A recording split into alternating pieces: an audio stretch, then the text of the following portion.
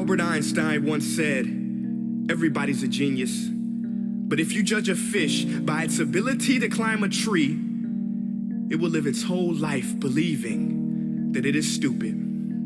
Ladies and gentlemen of the jury, today on trial we have modern day schooling. Glad you could come. Not only does he make fish climb trees, but also makes them climb down and do a 10-mile run. Tell me, school, are you proud of the things you've done? Turning millions of people into robots, do you find that fun? Do you realize how many kids relate to that fish swimming upstream in class, never finding their gifts, thinking they are stupid, believing they are useless? Well, the time has come, no more excuses. I call school to the stand and accuse him of killing creativity, individuality, and being intellectually abusive. He's an ancient institution that has outlived his usage. So, Your Honor, this concludes my opening statement, and if I may present the evidence of my case, I will prove it. Proceed. Exhibit A. Here's a modern-day phone. Recognize it? Here's a phone from 150 years ago. Big difference, right? Stay with me. Here's a car from today, and here's a car from 150 years ago.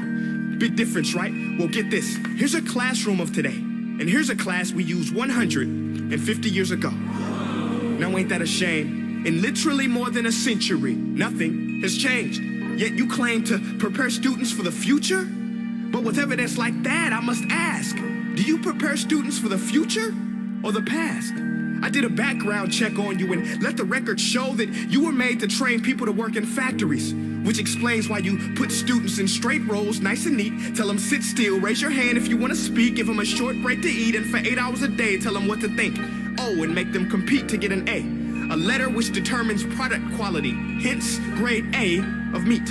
I get it. Back then, times were different. We all have a past. I myself am no Gandhi. But today, we don't need to make robot zombies. The world has progressed. And now we need people who think creatively, innovatively, critically, independently, with the ability to connect. See, every scientist will tell you that no two brains are the same. And every parent with 2 or more children will confirm that claim.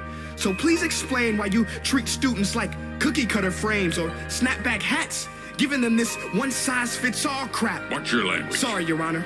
But if a doctor prescribed the exact same medicine to all of his patients, the results will be tragic. So many people would get sick, yet when it comes to school, this is exactly what happens. This educational malpractice, where one teacher stands in front of 20 kids, each one having different strengths, different needs, different gifts, different dreams, and you teach the same thing the same way? That's horrific. Ladies and gentlemen, the defendant should not be acquitted. This may be one of the worst criminal offenses ever to be committed. And let's mention the way you treat your employees. Objection. Overruled. I want to hear this. It's a shame. I mean, teachers have the most important job on the planet, yet they're underpaid? No wonder so many students are shortchanged. Let's be honest. Teachers should earn just as much as doctors, because a doctor can do heart surgery and save the life of a kid. But a great teacher can reach the heart of that kid and allow him to truly live.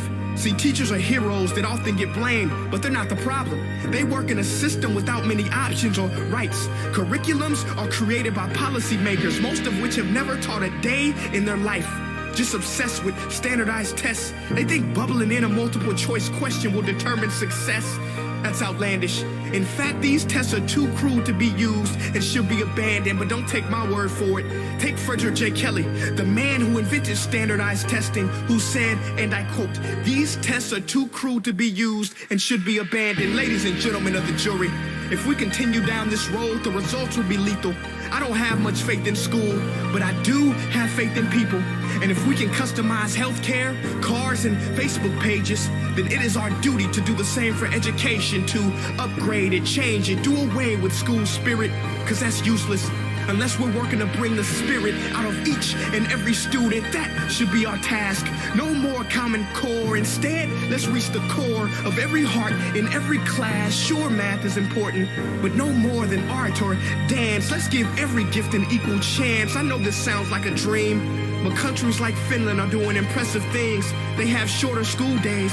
Teachers make a decent wage. Homework is non-existent, and they focus on collaboration instead of competition. But here's the kicker, boys and girls. Their educational system outperforms every other country in the world. Other places like Singapore are succeeding rapidly. Schools like Montessori, programs like Khan Academy, there is no single solution. But let's get moving, because while students may be 20% of our population, they are 100% of our future. So let's attend to their dreams, and there's no telling what we can achieve. This is a world in which I believe, a world where fish are no longer forced to climb trees. I rest my case.